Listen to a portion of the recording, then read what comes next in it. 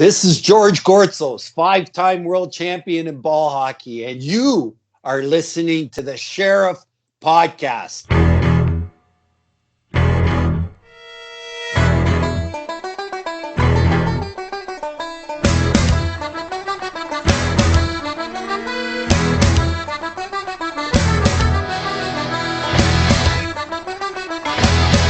Welcome, everybody, to an exclusive episode of The Sheriff. Guys, tonight I am blessed to have one of my idols in front of me right now. This gentleman played 11 seasons in the National Hockey League.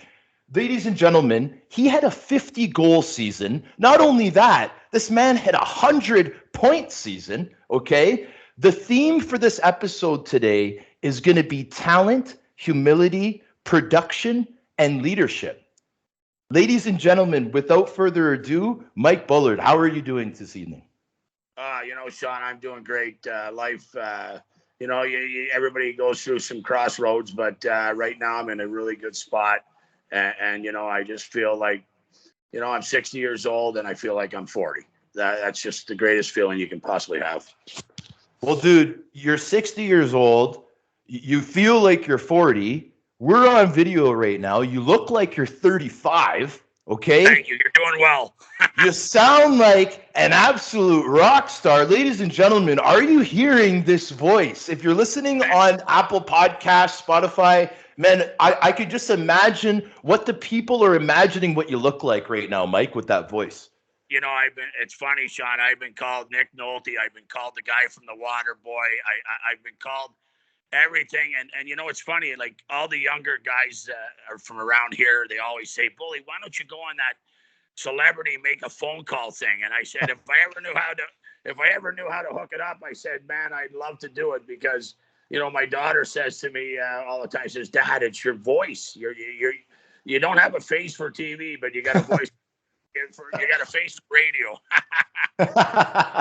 Hey, man, I hear you. But like, honestly, it is pretty cool, Mike. And, to be honest with the listeners, the way that we've been communicating has just been through text message, right? And then we made that phone call. I don't know, maybe it was an hour before now, and it was a short phone call. So I didn't really realize the magnitude of this incredible voice. So I just needed to point that out first and foremost, because I suppose you get that quite a bit, like you said. Yeah.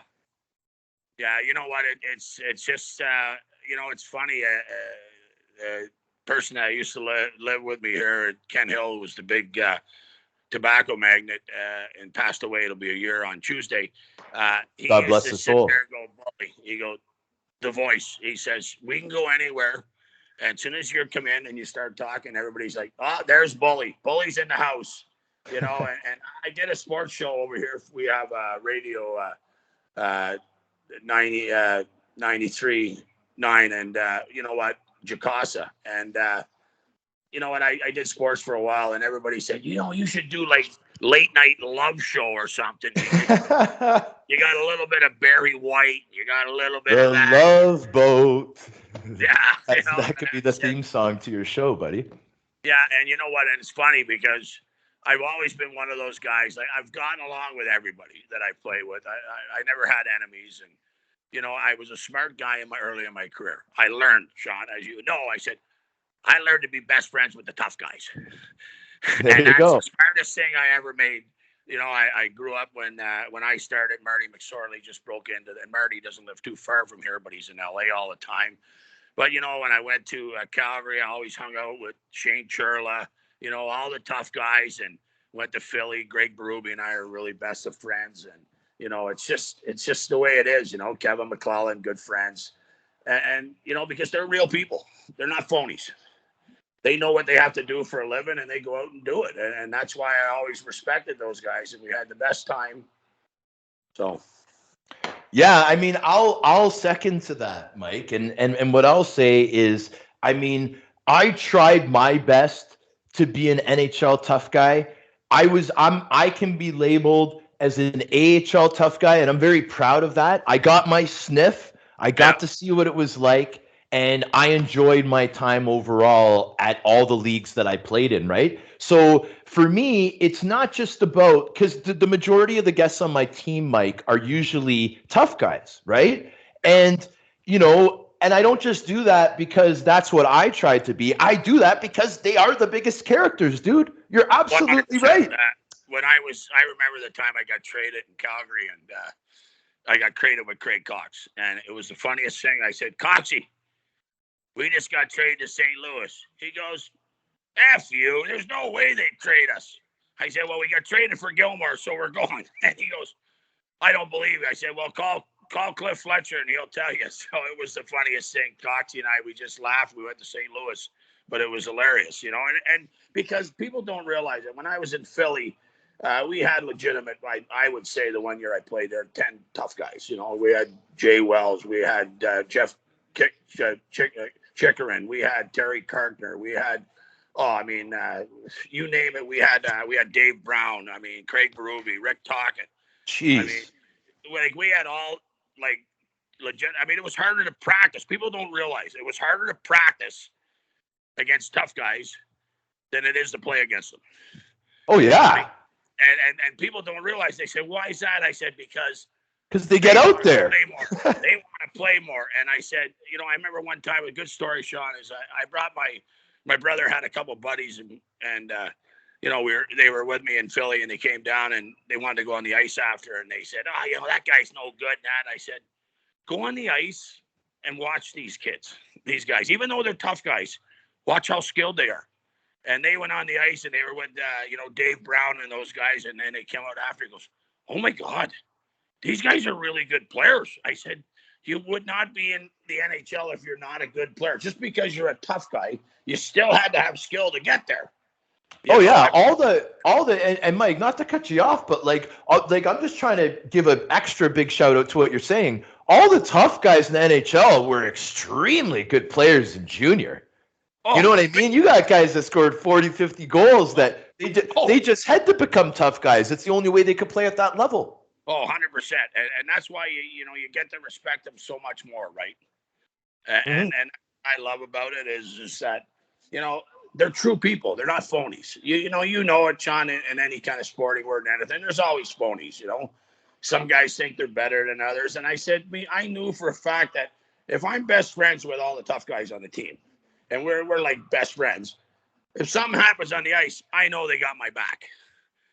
And you know what? The biggest thing people don't realize, you're not going to be successful if you don't have someone getting your back. And that's the biggest thing. And and I knew, like, anyone came near me and it was like, you do that again, it's over for you. And you know what? That's the best feeling you could ever have. Yeah, and I second to that, Mike. And the thing is, Mike, is when a player is most comfortable, right? So I get into this with a lot of my guests. Like here we go. We got Mike Bullard. Now this is a guy that potentially could be a point per game guy. This can be our guy. Let's make him comfortable. You can play and not have to really worry about someone going out of their way to give you a cheap shot because Dave Brown and the boys got your back. You have that peace of mind. And sometimes that alone can go a long way. It's a good thing. When I was in Calgary and Joey Mullen and I, our left winger was Stu Grimson, his first year. Wow, and the Grim Reaper. And it was funny. And Cliff said to Stu, he says, I don't care if you even touch the puck or see what's going on in the puck, but no one goes near these two guys in training camp. We had to go up to Stu one day and say, Stu, you can't fight everybody. We're trying to get in shape here. They're blowing the whistle too much. Yeah, they won't even let us work for it. They're just giving us the puck because they're afraid that you're going to take their heads off. Respect them, right? Oh yeah, no, 100%. Now I want to now this is what I wanted to get into now, Mike. I wanted to get, because I love to hear, and I know the listeners love it too, like to hear about the beginnings of my big character guest, buddy. You're a big character guest. I want to talk about Ottawa, Ontario a little bit here, my friend. I want to talk about Ottawa. I want to talk about your family, your parents, your siblings. Yes. So, you know what? Unfortunately, I have my mom and dad, and I have two older brothers and older sister. My dad's passed away 5 years ago at 84, and I lost God both my bless his brothers. soul. And I lost both my brothers with a sickness at 55. And my sister's a year older than me, is alive, and my mom's 88. And man, she's a trooper. She still goes. She gets along. She's out every day. She still talks every day to me, calls me about hockey, still thinks I should be playing, and it's absolutely hilarious. And Where is she, Mike? Where is she? in Ottawa, and it's funny because I was always a little guy growing up, and people used to say, "Oh, he's just going to score. He's just going to lead all the high school and all the junior B and that in scoring." And my dad had to listen to it for a long time, and the year of my last year midget, I scored 240 points, and it was funny. They said to me, they goes, I was rated 85th in the Central Scouting, and that year of the draft, it was in Oshawa, and my dad went to the draft, and he says, "You're not allowed to come to the draft." I said, "Well, Dad, why can't I come to draft?" He said, "Well, I can't tell you, but you're going first round." I said, "What do you mean I'm going first round? I'm rated 85th." He goes, "No, Brantford, which was the Hamilton Finn Cups, are taking you 8th pick. So they can't bring you to the draft." So I went there, and I get picked 8th, and Windsor goes right down to Brantford's table and goes, "I can't believe you drafted him. We were taking him 9th pick. How did you guys know?" And it was funny. And I just thought no one really cared about us. And I went to Brantford. It was Dave Draper and Bud Mountain. And they said, "Listen, you're going to be a big player." And we believe in it. And our second pick was Kevin LaValle that year, who was 165th. And everybody laughed at Brantford's drafts. And I ended up with 99 points my first year junior. And I kind of told all critics that, you know what, this kid can play. I had one problem, and I don't know if I should get into it. Is I was a partier, and I was a big partier. Like everyone was, though, I Mike. was a partier, and I'm 27 years sober, and Congratulations. Yes, it was kind of everybody telling you. I went over to Europe, and I was burning it all up in Europe, but you start losing respect from everybody, saying, "Oh, and it was in the NHL when I finally got blackballed by Toronto, saying, 'Oh, this guy can play. He can play like he's Wayne Gretzky, but he can party like he's 3 great Wayne Gretzky's.'" And and it's just one of those things. I went over to Europe, enjoyed myself for the first couple of years, and I remember my daughter was 5 years old, and she called me a drunk, and right there, I just said to my daughter, I said, "I'll never touch a drop of alcohol ever again the rest of my life." And I've stuck to that day. I'm 27 years now into it. So, congratulations, my friend. Feeling, and when she got married a couple of years ago, and that's the first thing she said at her wedding, and She's proud of you. I made my day there.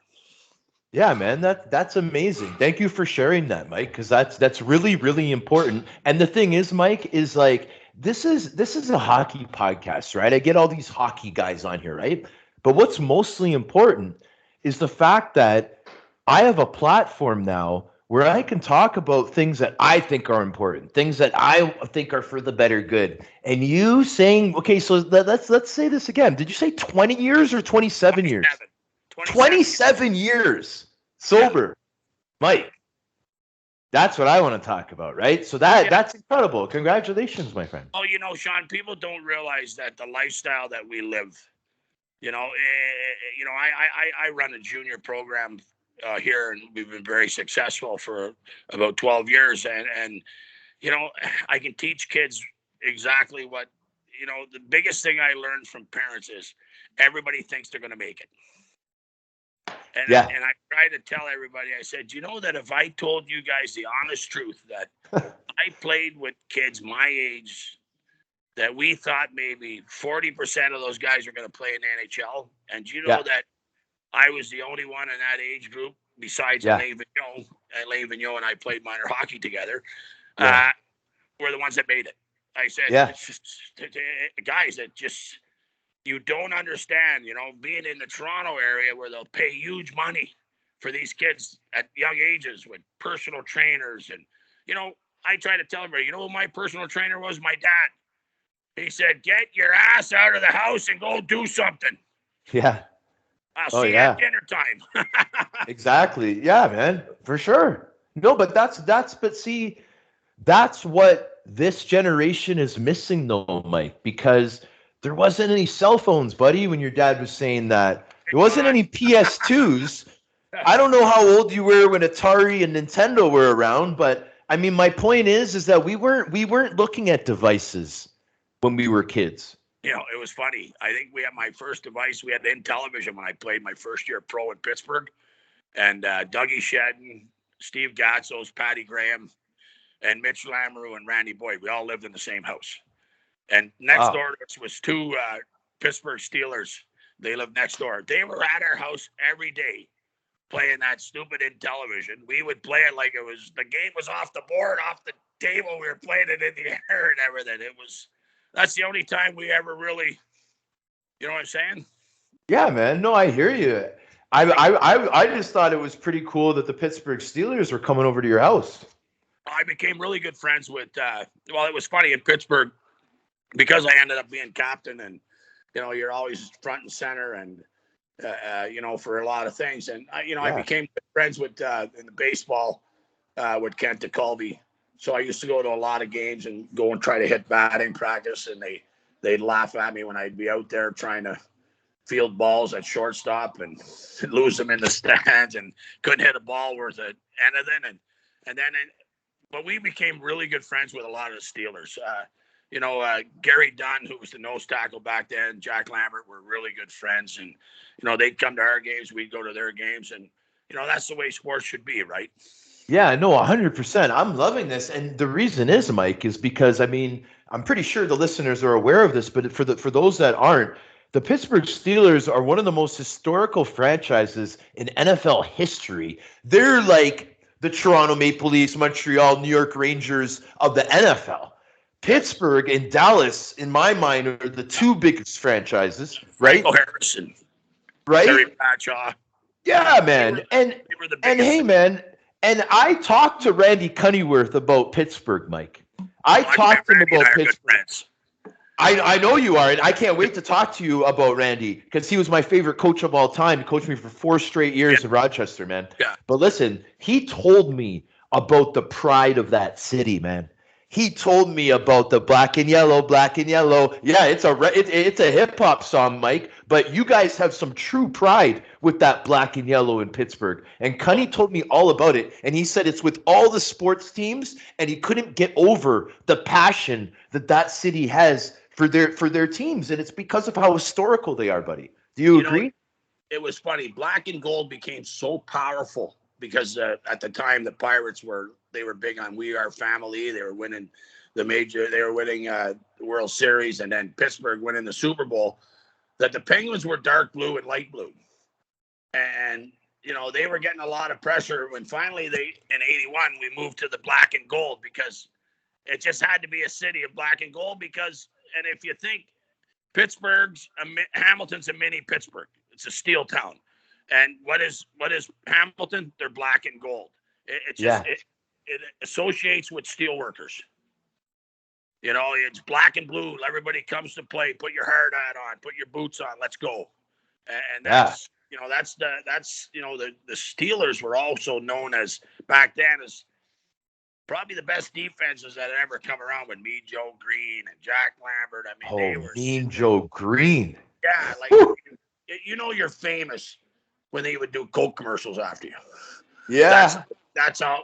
I mean, I can remember that commercial like it was done yesterday, where he throws the jersey at the kid.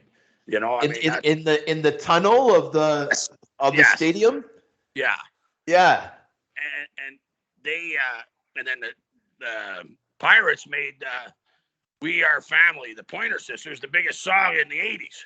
Yeah. Because they were winning Super Bowls, and that's every song. It's like going to the Red Sox game and they play that one there all the time from what's his name there?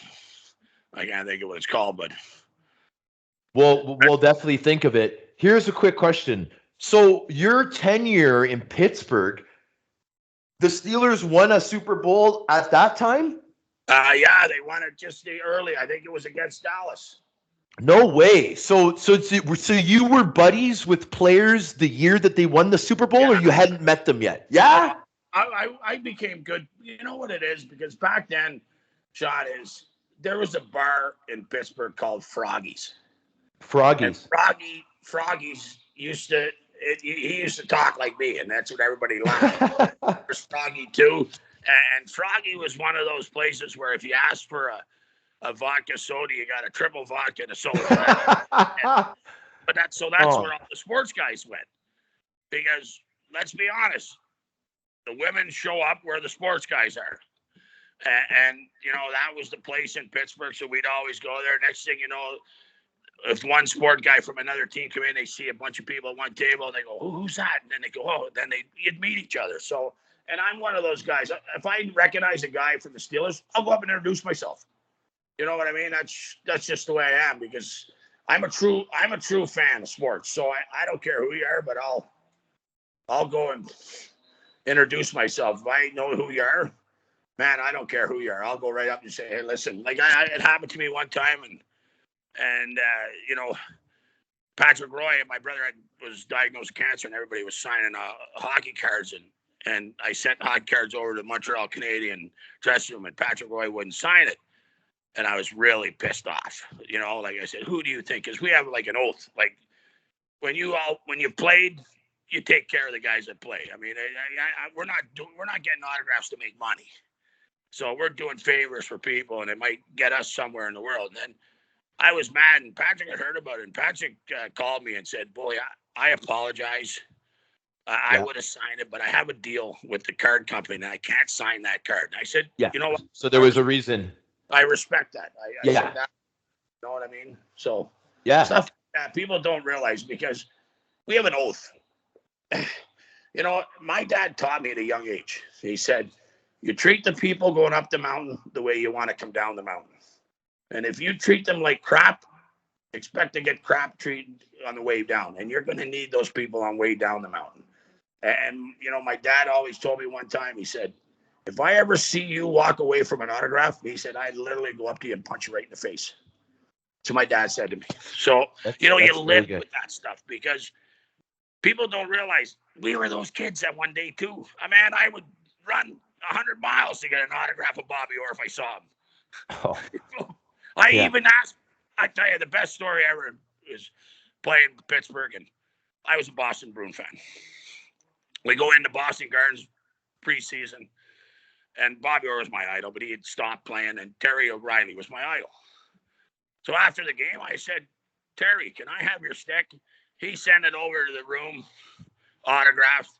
By the time we got to Pittsburgh, in my stall, my stick was cut into about 25 pieces. The boys made it into a little jigsaw puzzle, because I was a rookie. I was a rookie. And I had to pay my rookie due. He said, "You can't ask a guy for his autograph." I said, "Guys, he's my idol." Yeah.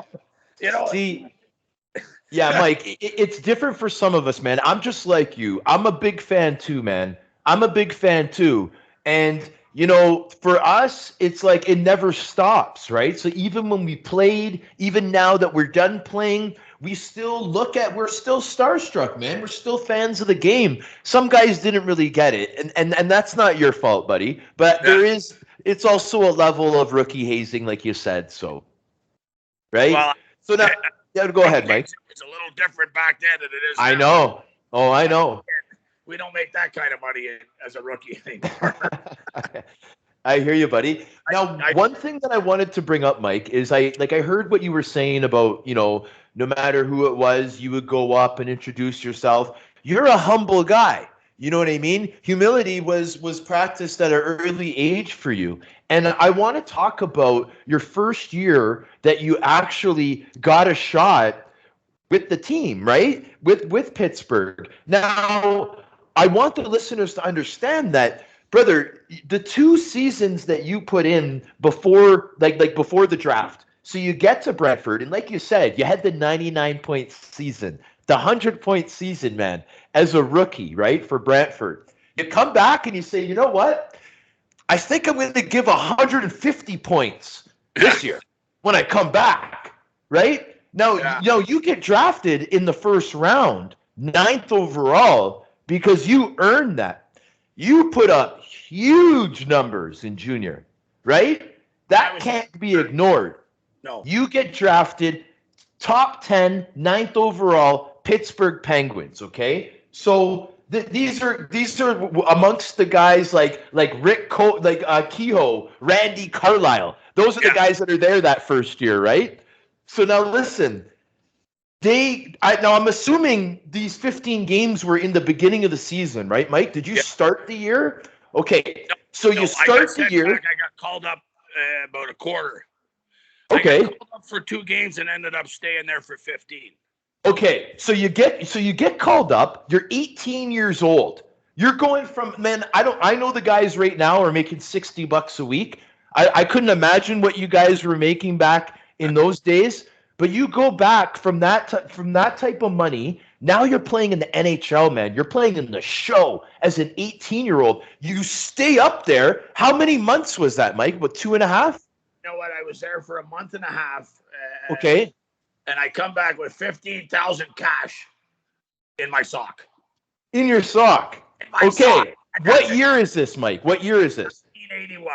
1981. 15 grand in your sock. 18 years old. So I got it in my sock, and it was funny because I came back and Pittsburgh said, we want you to learn defense because you can score, we know that, but you're no good in your own end. So I came back and I changed my style. It was the funniest story ever. We're 4 games back in Brantford, and Dave Draper comes up to me. He goes, "What the F are you doing?" I said, "What do you mean? Why are you not trying to score? What's going on here?" I said, "Well, Pittsburgh wanted me to play more defense." He says, "I don't give a rat's ass what Pittsburgh says. I'll get you traded to another NHL team. Light it up." So I came back, and I think in 43 games that year, I ended up with 107 points. And, yes. And I mean, by me staying up for 6 weeks in Pittsburgh, it cost me the scoring. There's no question. But you know what? And it was funny because it came down to the trade that year at the deadline, and Dave Draper, out of respect to me, said, "Bully, listen, Sault Ste. Marie wants you to go up there for the Memorial Cup." And I said, "You know what, Dave? I want to finish my career in Brantford. This is where I started." And I said, "I know for a fact that if we get beat out, I'm going to the playoffs in Pittsburgh, going up to Pittsburgh." So it was funny. We got beat out. I go to Pittsburgh, and we were playing St. Louis that year.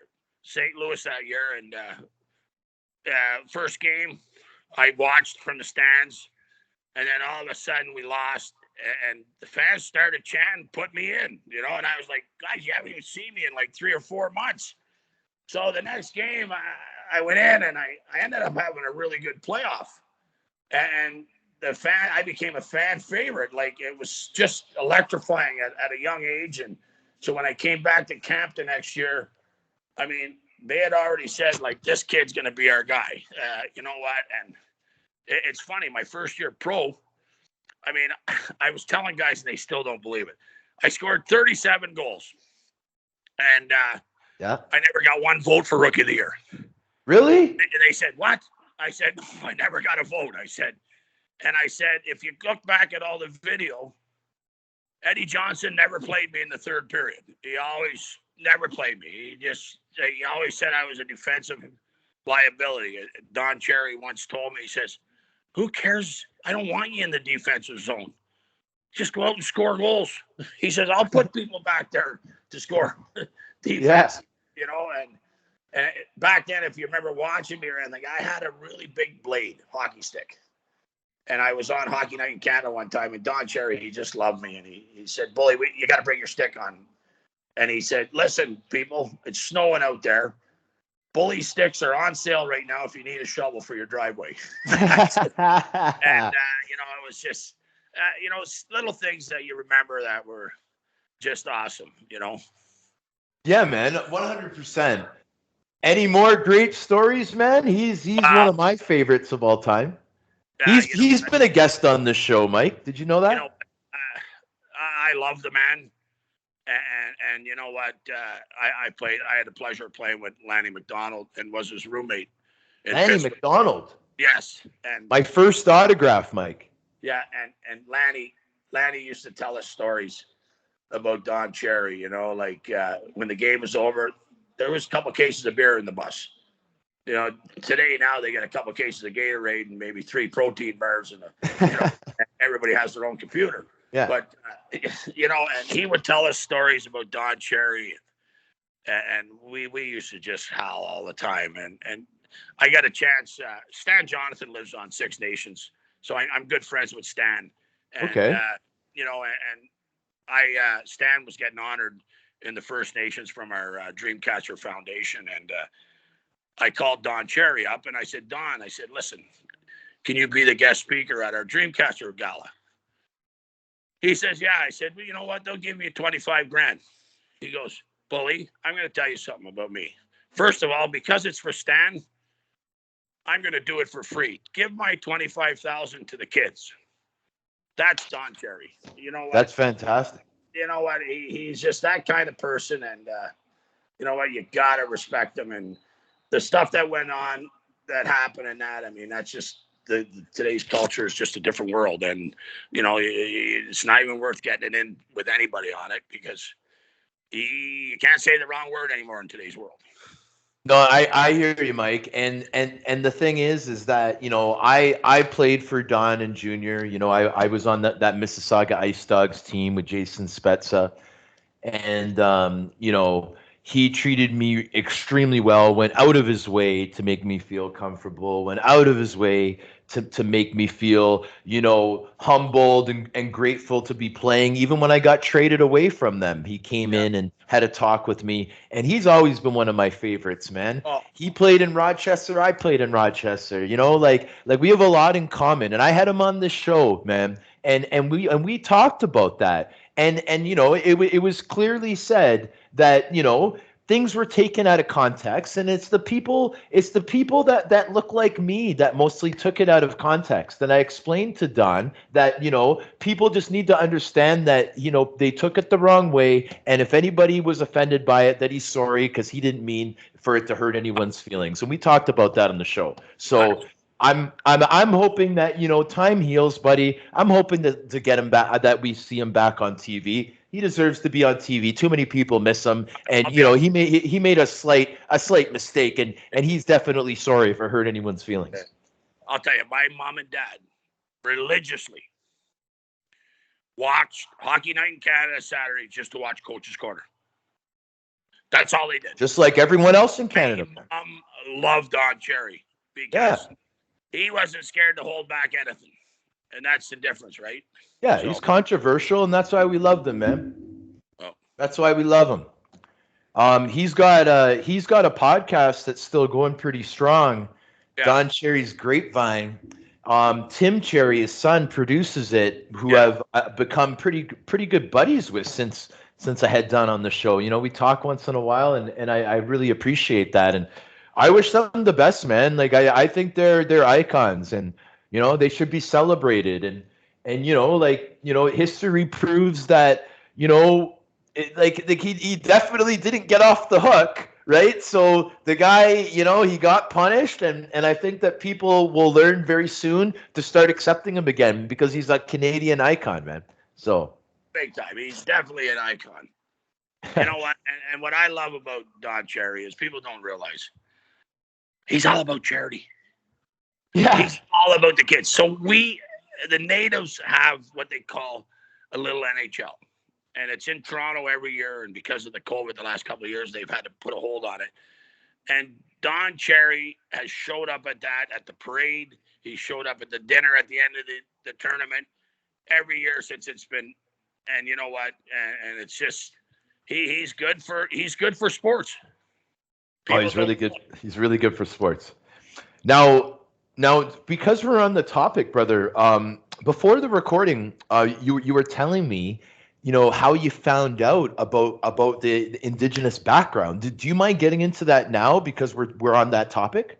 Yeah, sure. So, my dad had told me one day, he says, you're native. And I said, well, you never said nothing. He said, he says, I'm going to tell you why. He said, because my grandma was born on Golden Lake, just outside of Perth, Ontario. And she said, back then, we weren't recognized as people that wanted to, they didn't give us any respect. So my Yeah. dad, I never had to use that card or nothing. So, he said, I just grew up being normal and never using it. And then he told me one day, and then, now the problem is to go back in all the records and the names and changing of the names. He says, it's almost impossible. You know what I mean? Like, so, but for me, you know what?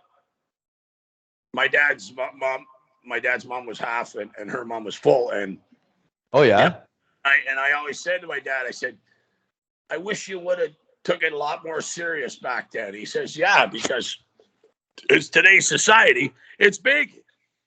I mean, even though I'm living on Six Nations, people are still giving me that opportunity to, I think a lot of people think I'm from here.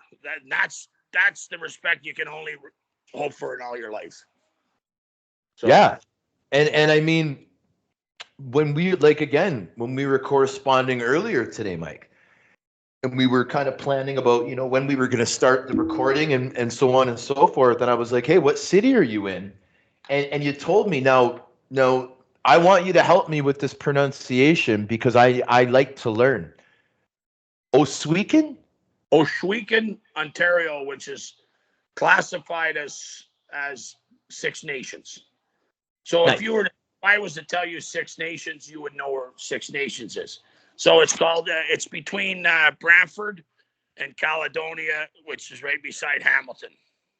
So, you know what I'm saying? And it's just, we're probably a reservation about 30,000 people. There's actually 2 reservations on here. So it's Six Nations and it just, it's one of the bigger ones in Ontario.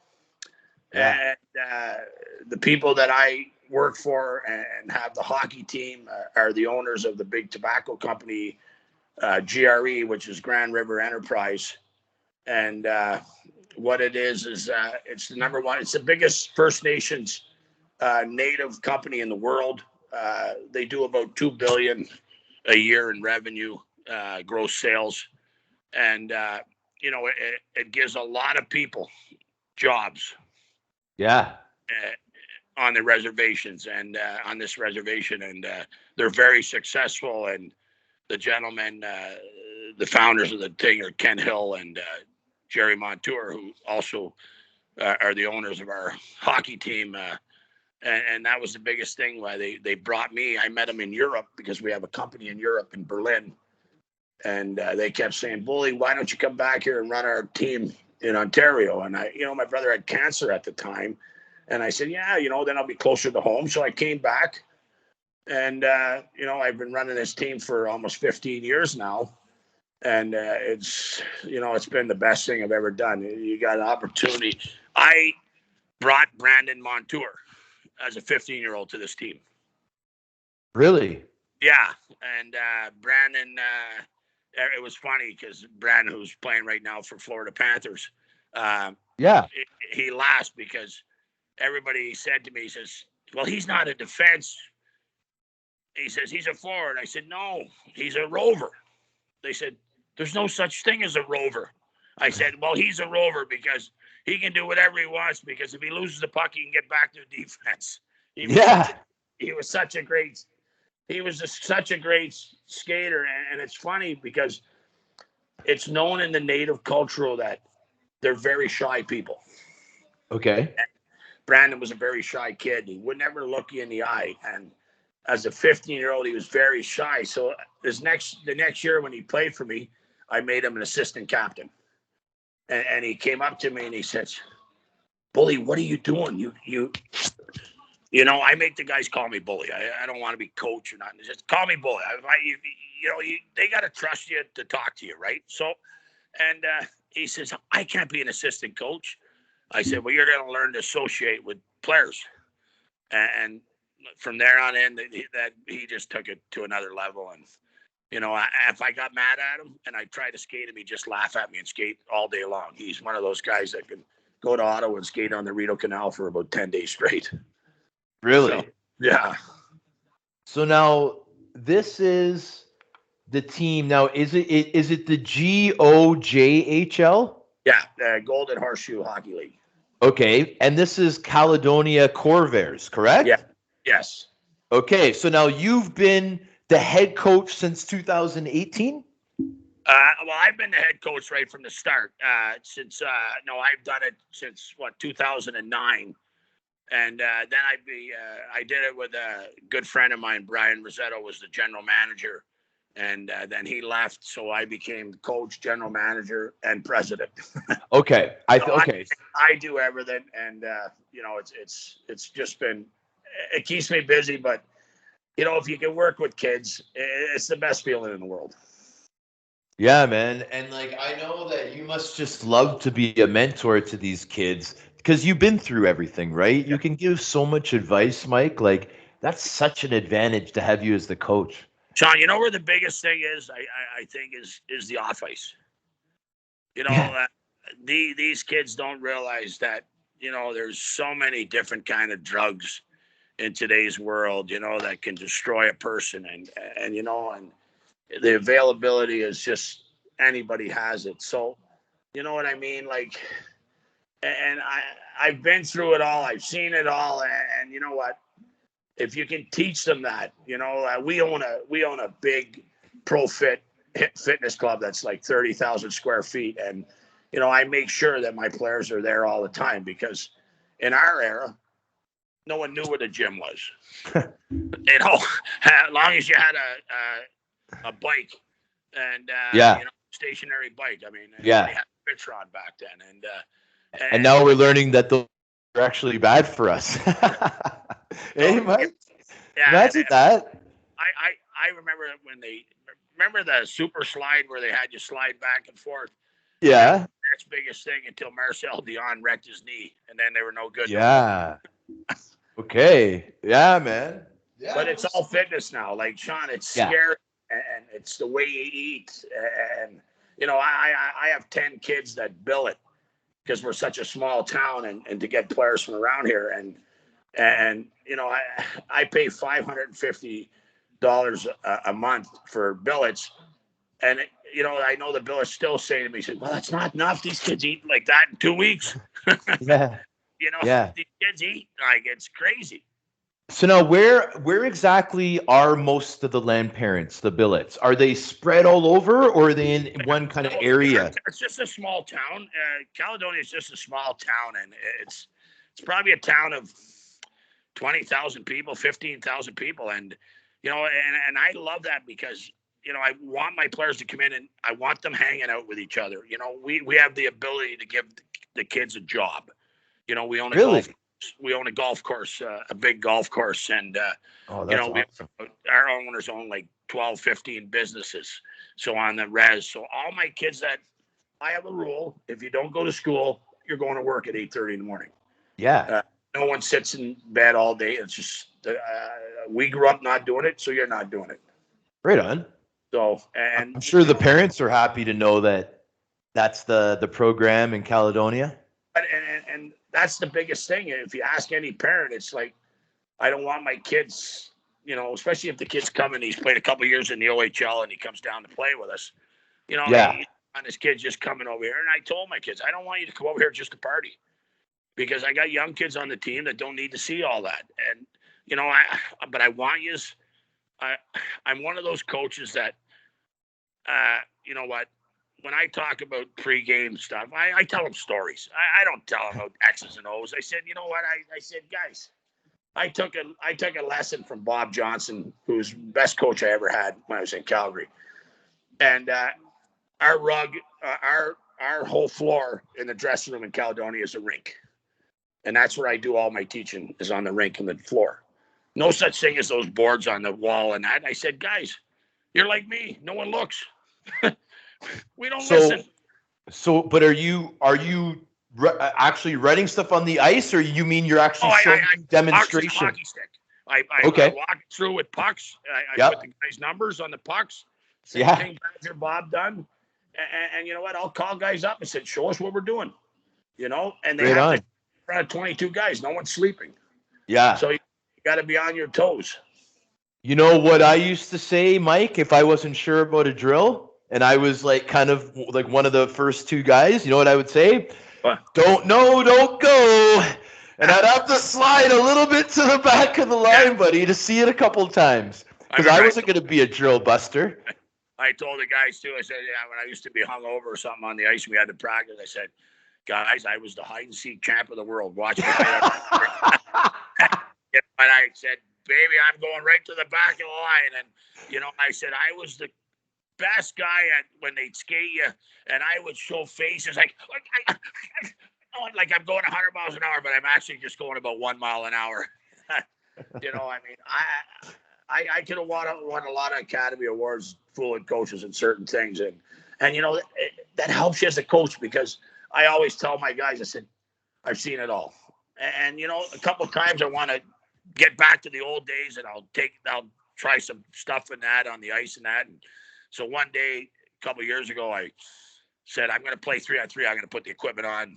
I come out, I made a great move, pop my hernia. And I said, that was a good 30-second shift. So a good friend of mine is Dr. Tony Galea in Toronto. He's like the top sports doctor in the world. Yeah. Oh, yeah. I've heard of him. Yeah. And so I walk into Tony's office. He goes, what'd you do now, Bully? I said, I thought I was going to the show again. He says, do you take advice? I said, yes. He says, the dream is over. Mike, speaking of the dream, okay, there's a couple seasons that I gotta ask you about, man, because I'm a stat guy myself. I appreciate the numbers, man. The first season that I need to ask you about is the 83-84. So this is a year where you put up 50 goals in the National Hockey League. Okay? Very big milestone. Tell me about that year, man. So this was 83-84. We had 92 points. We had the 92 points in 76 games, which included 51 goals, brother. Who were your wingers that year? I tell you right now, that is like a pop quiz of all time. Really? My two wingers were Andy Brickley and Mark Taylor. And everybody would say, who? I said, we made a trade with Philadelphia. Yeah. And those were my wingers. And it was funny because Lou Angotti was our coach. And the next guy in our team that's scoring had 51 points. And that was Doug Shedden. And really?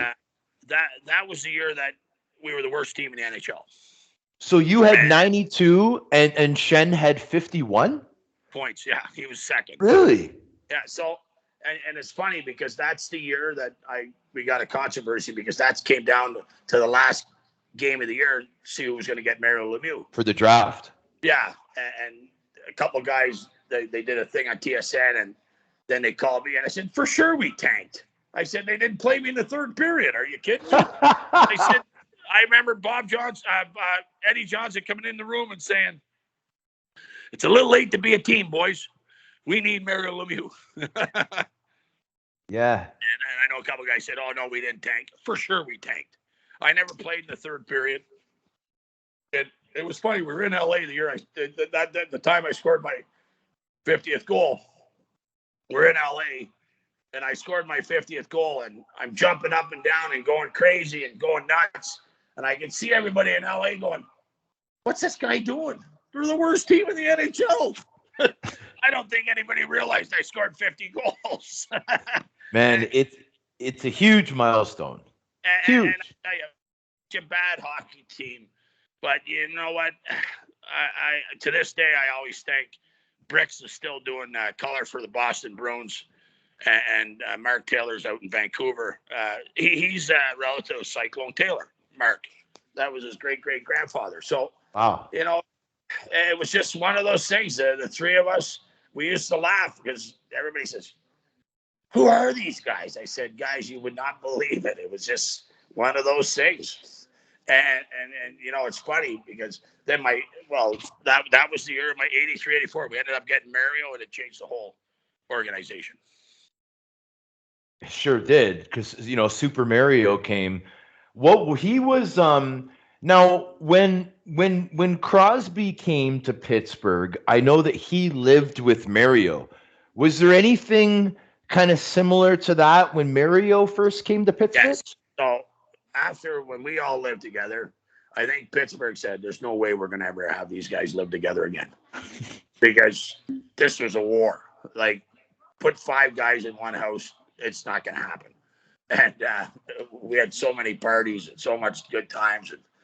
And then when Mario came, they put Mario with one of the head guys from Heinz, because Heinz is out of Pittsburgh, and he took Mario under his wing, and it was the best thing that ever happened to Mario. It kept him away from all the crap.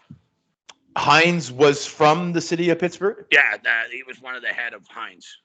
Oh, you're talking about the company Heinz? Yeah, Heinz, yeah. Okay, right on. Yeah, so and he took Mario, and Mario lived at his place, and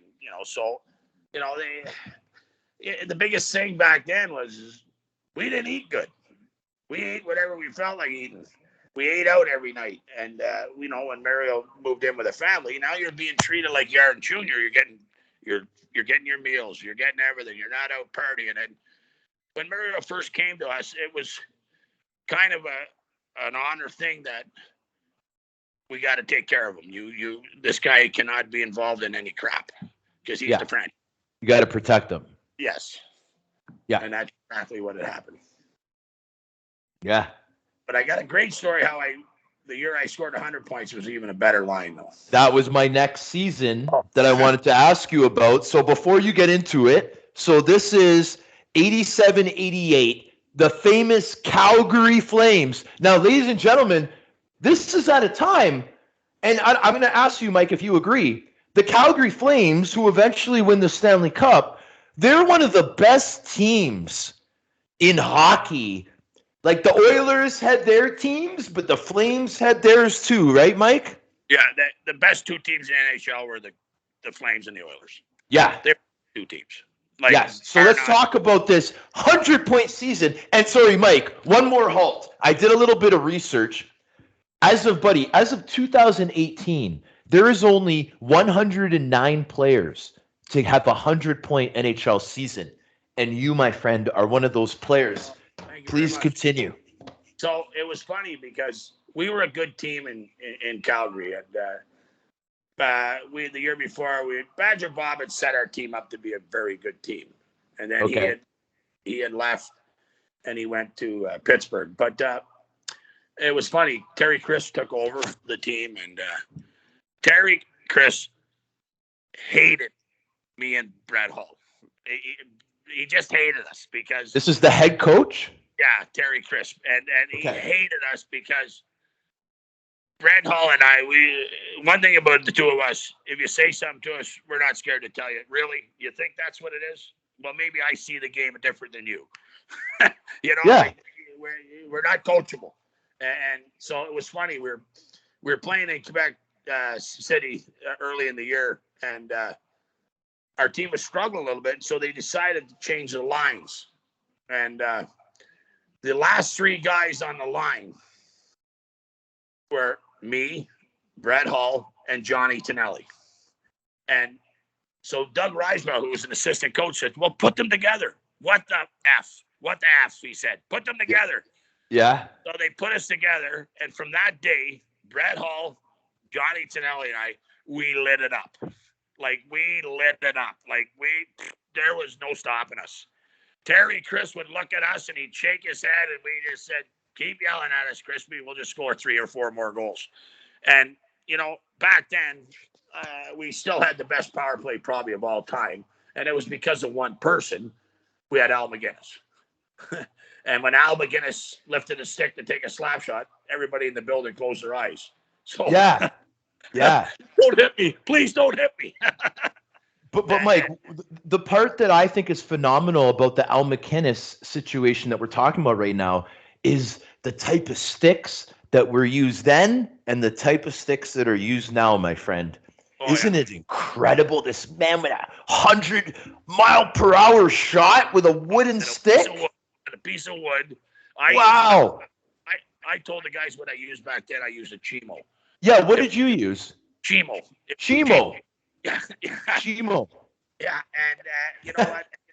It was funny. And how much would it have been worth, the stick, in the stores, compared to the $500 twigs that they got now? The one.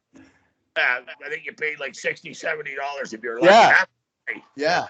So it was funny, you know, and then you got those sticks, and we're laughing, and then I went to Europe, and that's when they came out with where they could take the blade out, and you can put the blade in like a Nike, one of those fiberglass things. Yeah. And I was like, holy God, can you ever zing the buck with these things? I said, man, if Al McGinnis would have had what they had the sticks now, he'd have hurt people. Oh, yeah. Because these guys here, and it frustrates me because I get mad at my players because, John, no one wants to take slap shots anymore. We all grew up wanting to take the Bobby Hull. Everybody wanted to take the Bobby Hull clapper. Like, come on, man, I want to take a slap shot. And nowadays, you know, you see guys like Matthews, man, their wrist shots are. There's only one guy back then that could shoot a wrist shot like they do nowadays, and that was Rick McLeish. I mean, he could absolutely zing it. But now with the sticks they got, everybody takes wrist shots. You don't even take slap shots. And I used to get frustrated with my players. Say, guy, you're right in front of the goalie. Take his head off. Do something. You know? But they don't do it anymore. Mike, what was okay, so now I appreciate what you were saying there about the shots, the different shots. What about a guy like Dave Andreychuk? What was his shot? I grew up with Dave Andreychuk. The thing about Dave Andreychuk was he was considered a moose. You couldn't move him in front of the net. And you know, the biggest thing back then was this guy's got hands. And Dave Andreychuk was one of those guys, you know, a great example, another guy like it was Craig Simpson. They'll take the punishment, Dino Ciccarelli. In front. The punishment in front of the net to score a goal. And Dave Andreychuk was one of those guys. He was one of the top power play guys of all time. I probably played with the best in Tim Kerr in Philadelphia. He was probably the best. He was getting 35 goals a year just on power play. And it's because they were big and strong and you couldn't move them.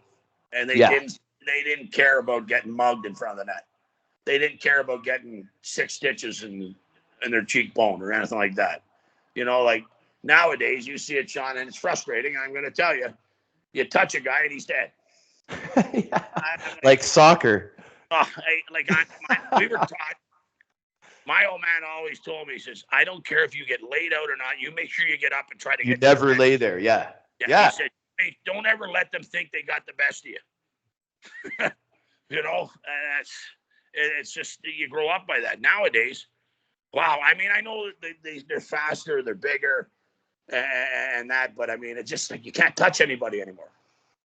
No, and it's crazy, but let me add to this power play stuff that we were just talking about, because it's funny that you brought up Brett Hull, because when Alexander Ovechkin scored that power play goal last week, he broke a power play goals record. Okay, so now Ovechkin's number 1. Do you know who's number 2 all time? Dave Andreychuk. Yeah. Power play goals. Do you know who's number 3? Oh, Brett Hull. Yeah, Brett Hull was. Yeah, all time we're talking here, brother. All time. Dave Andreychuk, number 2, all time. Power play goals. Yeah. He was a master. That's why I wanted to ask you. Yeah, you know what? And it's all about guys that are willing to, right? And he'd pay his dues.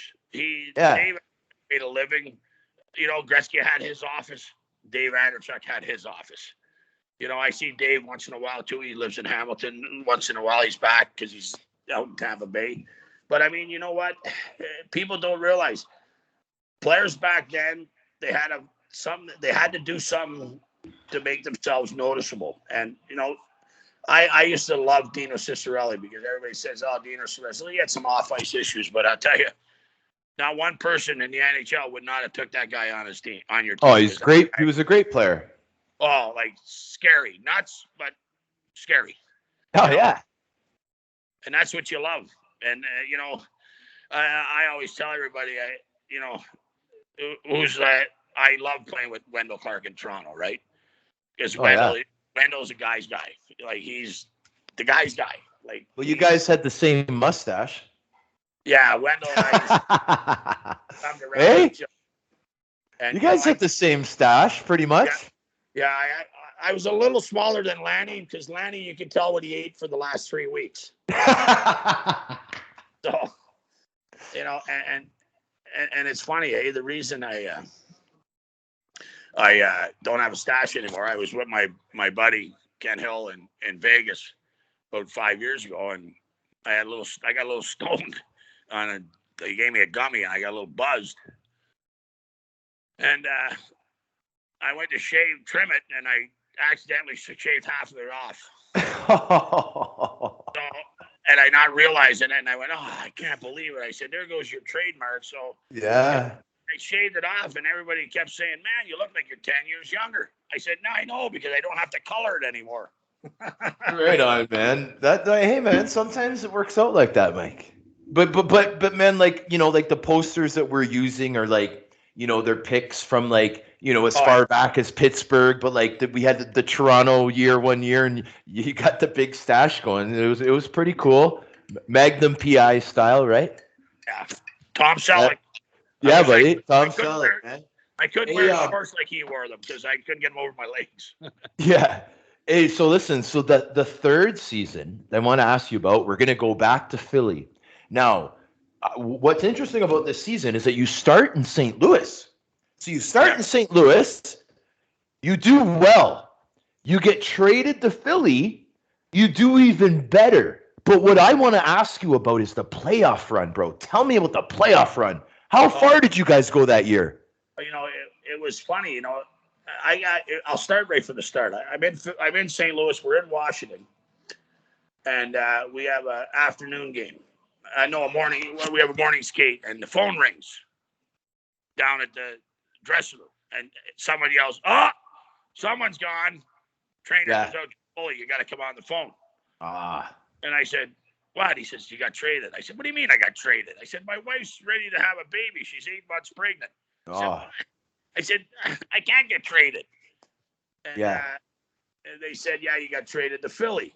And so I go on. They said, "Call Bobby Clark." So I call Bobby Clark, and Clark, he says, "Bully, you're a flyer now. I've been trying to get you for years. I finally got you.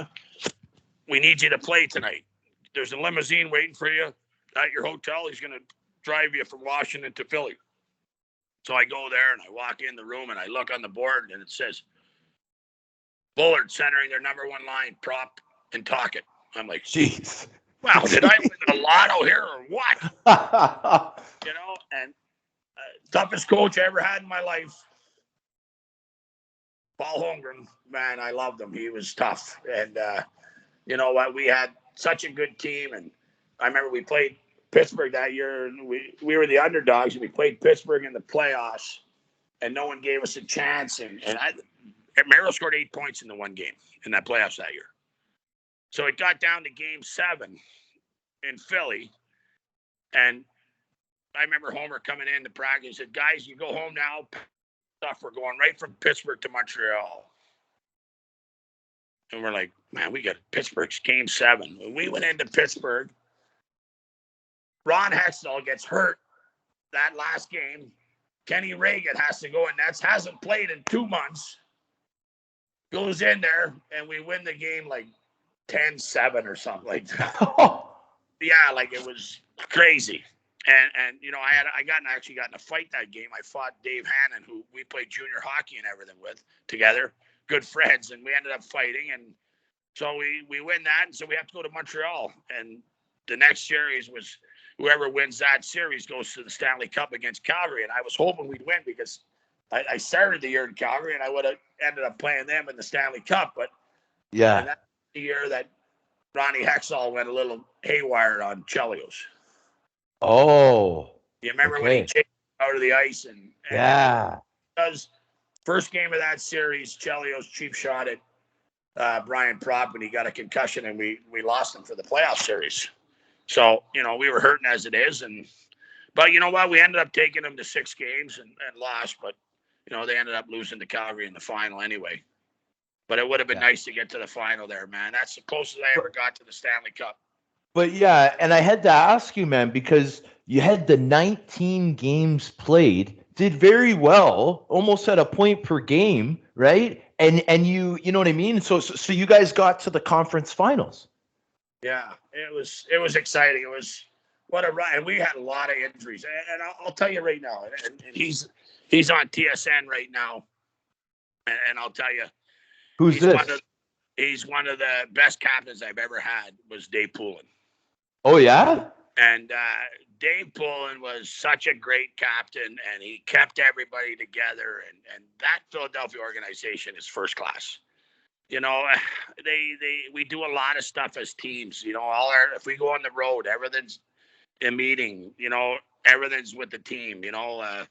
That year in the playoffs, we had Joe Theismann come in and talk to us. We had a comedian. I mean, they just do a lot of stuff. I give the coaching staff that year was Paul Holmgren, and the 2 assistants were Andy Murray and Mike Eves. And wow, they just had it going on, man. Andy Murray, who I became very good friends with, was an absolute student of the game of hockey.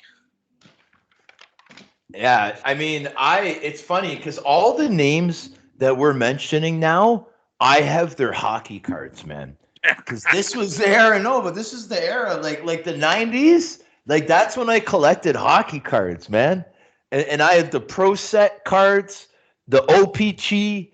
I had all of them, man. And I had all these people and these coaches. And I had Andy Murray's card, assistant coach. It's pretty cool. So it's funny because we used to love, when I was a kid, we loved the cards for the bubble gum. Yeah. That was it. I mean, you and to trade, like everybody wanted the normal guys all the time. Like I say some names and my players look at me and go, who? I said, exactly. Yeah. But Mike, what I'm saying is there's different levels to following sports, right? So for me as a kid, not only was I so obsessed with wanting to buy the cards, but I would have the binders. I would have the plastic where there was 3 cards in a row. And you know what I appreciated about it, Mike? It's a little weird, but I appreciated that fresh smell of the plastic, man. When I was going through that binder, man, I had all the Pro Set, all of it, man. I had your card. I was all set, man. Do you know my mom still does my cards to this day? Come on. I still get a lot of cards. Yeah. To sign. Yeah, So people are sending cards to your mother's address, asking you to sign and send it back. Our family home address, and yes. And when I go to Ottawa, your permanent address. She gives me a stack of cards for me to sign. She's my secretary, she says. She's and how old is she now, Mike? 88. She's 88 years old, and she's in Ottawa, right? So, and she just loves it. All she does is complain. Is she a Don? And she's a Don Cherry fan. She's absolutely the best Don Cherry fan of all time. There you go. That's it. Yeah. No, I had to reiterate that. No, I'm a big Grape supporter, man. So I'll find any excuse to bring him back up. You know what I'm saying? So hey, man. So I wanted to get into this is what I'm really curious about.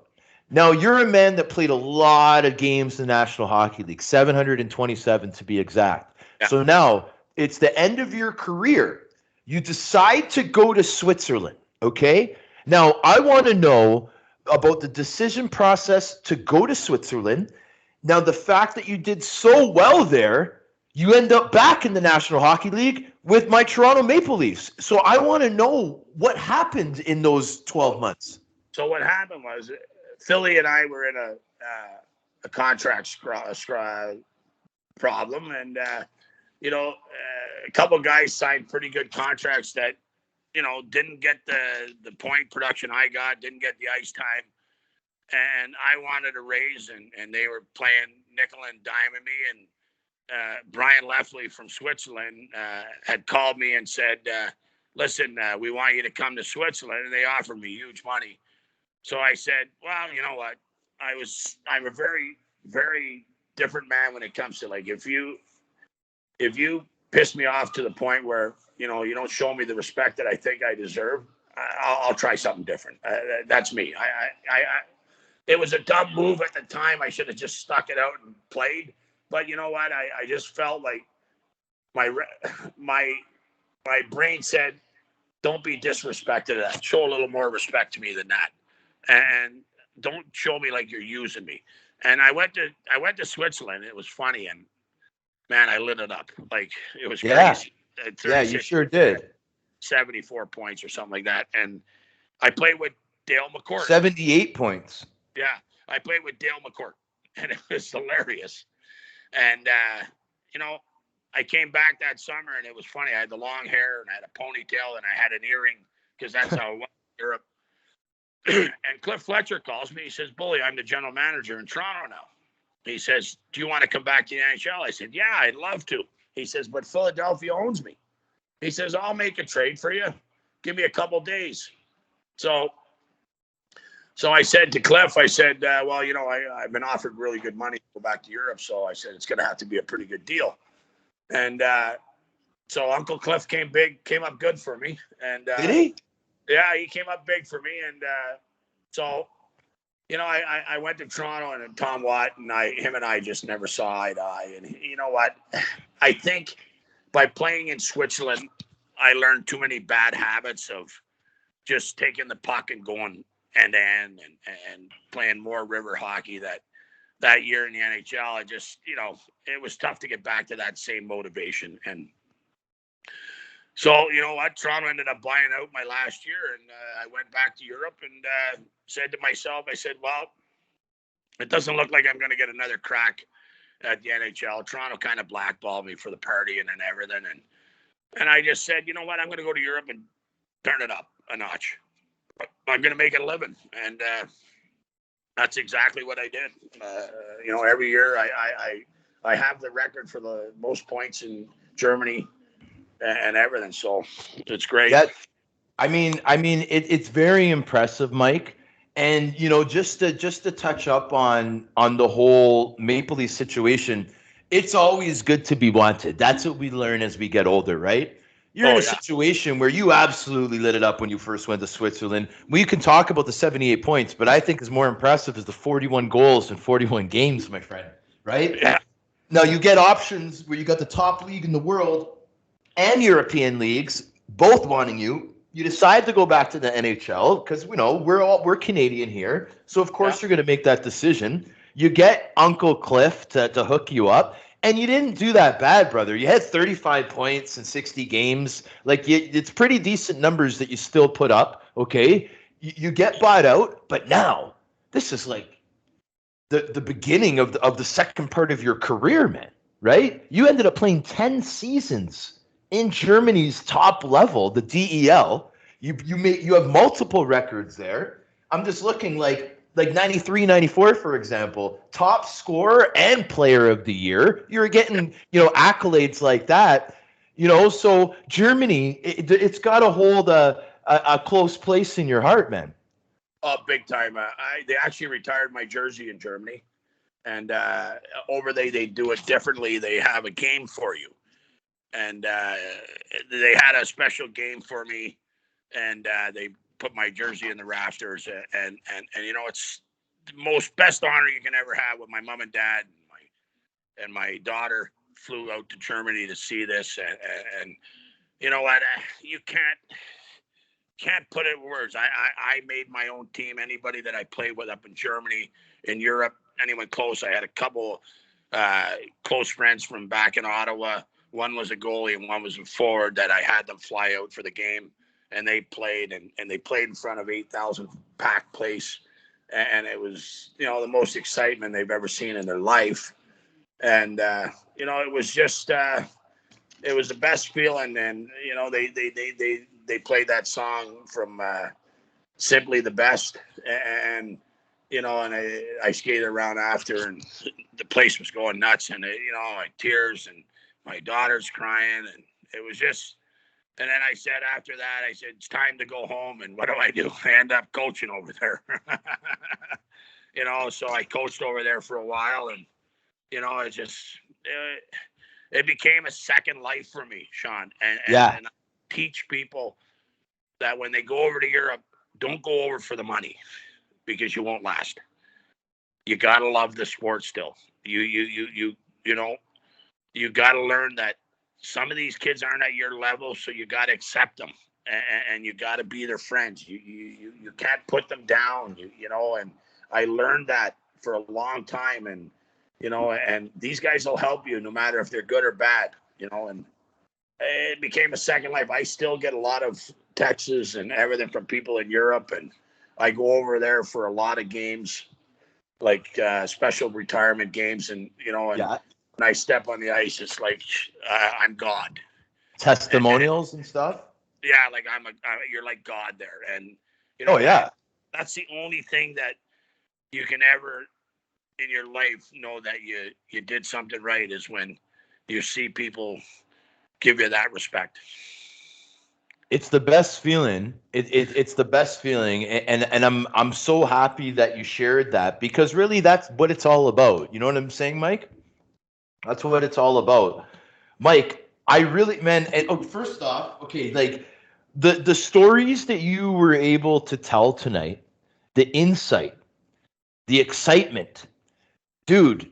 You there's got to be a movie on you, right? Like you're incredible.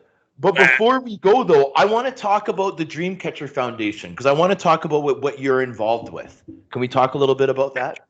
Yeah. So the Dreamcatcher was started by Ken Hill and Jerry Montour, and they've raised probably $25 million.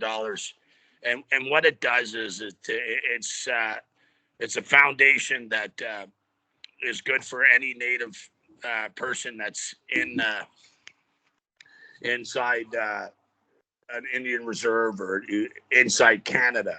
They'll help people right across Canada, and they'll help, like they'll go up north, way up north, and put playgrounds. They help people around Six Nations. They people that can't afford to go to university or college. You know they we do that, and you know what? It's the best thing that's ever happened for the Native people. And they've put through doctors, all kinds of people, guys that have played high level lacrosse, high sports, and you know what? It's a foundation that a good friend of mine runs it to this day. Is Delby Palace, who was a well-known lacrosse player and very best friends of Ken Hill, and he runs it to this day for us. And they're just there to tutoring for kids for school, anything. They pay the tutoring, anything that can help their people succeed in life, and that's all you can ask for. They can't afford it, they'll make sure they can afford it. And Mike, and that's incredible. So how a listener that's interested in this to support, how do they reach out to the Dreamcatcher Foundation and support? You know what?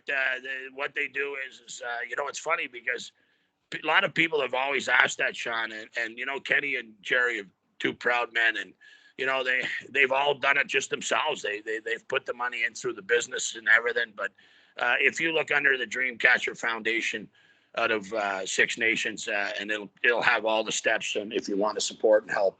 And so it'd be dreamcatcherfoundation.com probably. Yes, and I'll tell you, Sean, like we have a galas, and we have a lot of events where we invite celebrities and all that. And it was funny. I had a gala the one year, and they wanted kind of the tough guy route, and I brought in Chris Nyland and guys like that. And you know what? They love them, because what people don't understand, and I hope people, if they're listening to this podcast, is if you have something. There's a lot of older players that don't make a lot of money, and they're struggling a little bit in life. And if I can help those guys that I play with or that, and give them an extra $1,500 for showing up or something like that, or make them get ahead of different routes. But, those are the guys that will stay after a gala and have a couple beers and actually talk to you and tell you what it's all about. The new kids nowadays just don't have time for you. I know. And it's frustrating. And that's why people love it. They said, if I get in a bar and I don't drink, and I'm in there all the time with the guys, and they said, boy, you got to start telling some stories. We can be in there 2-3 hours, and then it starts with 5 people. Next thing you know, there's 20 people. And that's just But I'm one of those guys that very, very. I respect myself to a point where I don't walk into someone and I don't tell, hey, you know what, I scored 50 goals.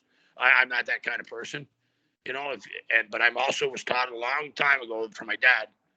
You want to talk shop? Let's talk shop. I said, don't go. Hey, I'll go out of my way to talk shop. If it's football, it's basketball. I said, if I don't know it, I'll bullshit it. There you go, buddy. Hey, man, you couldn't have said any better than that, man. That's fantastic, dude. So I'm gonna put you on the spot. You're coming back for a part 2, right? Oh, 100%. I really enjoyed myself. You know what? They've been asking me, spitting chicklets and that to get on the show. But you know what? I have a daughter. Yeah. You know what? And I have to respect my daughter too. Oh, of course. Hey, man, listen. Spitting chicklets, I'm a big fan of theirs. But what they need to realize is I usually get guests before them. You know what I'm saying? And I think I'm just joking, Mike. But yeah, no, this is I'm a big fan of Spitting Chicklets as well, but trust me, they got a lot of sponsorship. They got a lot of people helping out. They got guests. They'll be okay. Sean, you got to get a drink, the Sean McMorrow tequila or something. Hey, hey, man, anything that you're involved, I want to be a part of it, buddy. And I'll be honest to tell you, everybody, I've been looking. You guys have been really getting stronger and stronger and stronger. I love your guests. And you know what? Keep doing what you're doing. And anytime you want me on it, I'm a call away. I really appreciate that, buddy. And I wanted to thank the listeners for also tuning in to another episode of The Sheriff with special guest Mike Bullard, the 50-goal scorer, the 100-point man, the Mr. Team Canada 1986, which we'll get into in part 2. I want to thank you for coming on again, my brother. Okay, Sean, I met a friend. Thank you very much. Thank you very much. And we're going to sign out now, guys. Woo!